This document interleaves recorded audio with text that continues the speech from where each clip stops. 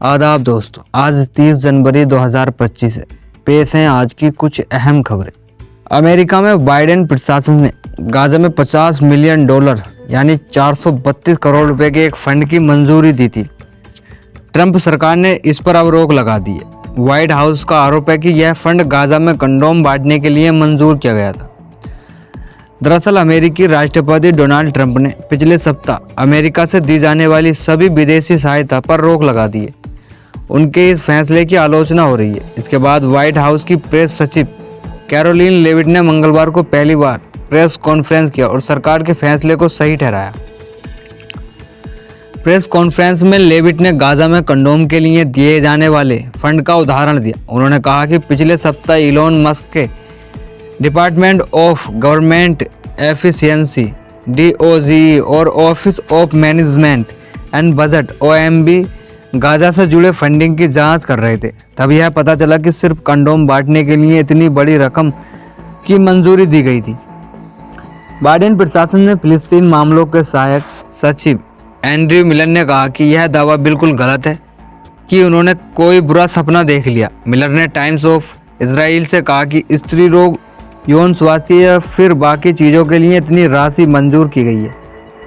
सिर्फ कंडोम बांटने के लिए इतना पैसा कोई भी सरकार नहीं देगी। व्हाइट हाउस के इस बयान के बाद इलोन मस्क ने हमास के इस कारनामे की एक रिपोर्ट शेयर कर तंज कसते हुए कहा, कोई मुझे बताए कि सभी कंडोम मैग्नम ही क्यों ऑर्डर किए गए। Magnum extra large size condom बेचने वाली कंपनी है। यरूशलेम पोस्ट की रिपोर्ट के मुताबिक हमास गाजा में कंडोम का इस्तेमाल हथियारों के तौर पर कर रहा है। हमास ने साल 2017 में कंडोम में खतरनाक गैस भरकर इसराइल के दक्षिणी इलाके में छोड़ना शुरू किया था। इसके अलावा वे कई कंडोम के गुब्बारे बनाकर उसमें विस्फोटक लॉन्च कर रहे हैं। विस्फोटकों से जुड़े कंडोम और गुब्बारे स्कूल के मैदानों, खेतों और राजमार्गों पर गिरते हैं, जिससे लोगों को चोटें आई हैं। इलोन मस्क अंतरिक्ष में फंसी सुनीता विलियम्स को वापस लाएंगे। बता दें कि अमेरिका के नए राष्ट्रपति डोनाल्ड ट्रंप ने स्पेस एक्स के CEO एलन मस्क से अंतरिक्ष में फंसी सुनीता विलियम्स और उनके सहयोगी बुच विल्मोर को वापस लाने का काम सौंपा है। दोनों वैज्ञानिक पिछले साल जून से अंतरिक्ष में फंसे हुए हैं। ट्रंप ने सोशल मीडिया पर लिखा कि मैंने मस्क से उन दोनों बहादुर अंतरिक्ष यात्रियों को वापस लाने को कहा है। इन्हें बाइडेन प्रशासन ने अंतरिक्ष में छोड़ दिया है। वे अंतरिक्ष स्टेशन पर कई महीनों से इंतजार कर रहे हैं। मस्क जल्दी इस काम में लग जाएंगे। उम्मीद है कि सभी सुरक्षित होंगे। मस्क ने इसके जवाब में कहा कि हम ऐसा ही करेंगे। यह भयानक है कि बाइडेन प्रशासन ने उन्हें इतने लंबे वक्त तक वहां छोड़ रखा है, जबकि नासा ने अपने क्रू मिशन के तहत दोनों अंतरिक्ष यात्रियों को वापस लाने के लिए स्पेसएक्स को कई महीने पहले ही शामिल कर लिया है। सुनीता विलियम्स करीब 8 महीने से अंतरिक्ष में। वे पिछले साल 5 जून को बुच विल्मोर के साथ ISS पर पहुंची थी। उन्हें एक सप्ताह के बाद लौटना था। दोनों बोइंग के नए स्टारलाइनर कैप्सूल के टेस्ट के लिए गए थे, लेकिन इसमें खराबी आने के बाद दोनों ISS पर ही रुक गए। इसके बाद से दोनों वहीं फंसे हुए हैं। नासा ने सुनीता और बुच विल्मोर को फरवरी 2025 में इलोन मस्क की कंपनी स्पेस एक्स के ड्रैगन स्पेस क्राफ्ट से वापस लाने की जानकारी दी थी, लेकिन अब उनके लौटने में और ज़्यादा वक्त लग सकता है।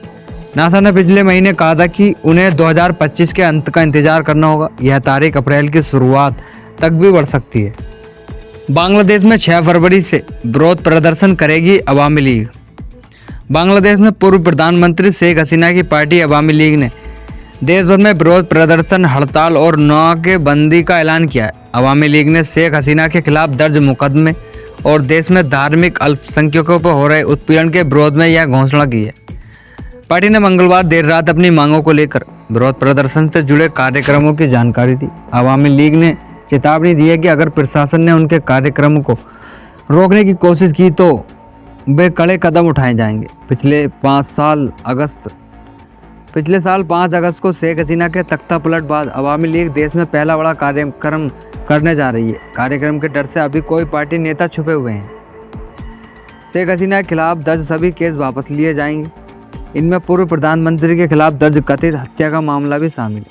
ICT ट्रिब्यूनल में चल रहे मामलों को खारिज किया जाएगा। बांग्लादेश में धार्मिक अल्पसंख्यकों पर हो रहे मामलों और नरसंहार को रोका जाएगा। पार्टी ने खास तौर पर हिंदू, बौद्ध, ईसाई समुदाय पर हमलों और धार्मिक स्थलों की तोड़फोड़ का मुद्दा उठाया, सरकार से हत्या बंद करने और सभी नागरिकों की सुरक्षा सुनिश्चित करने की मांग की। इस बीच बांग्लादेश में गृह मामलों के सलाहकार मोहम्मद जहांगीर आलम चौधरी ने बुधवार को कहा कि पूर्व प्रधानमंत्री शेख हसीना के कार्यकाल के दौरान भारत के साथ किए गए सभी असमान समझौते पर चर्चा की जाएगी। ढाका ट्रिब्यून के मुताबिक बॉर्डर गार्ड बांग्लादेश और भारत की सीमा सुरक्षा बल के प्रमुखों के बीच बातचीत होने वाली है।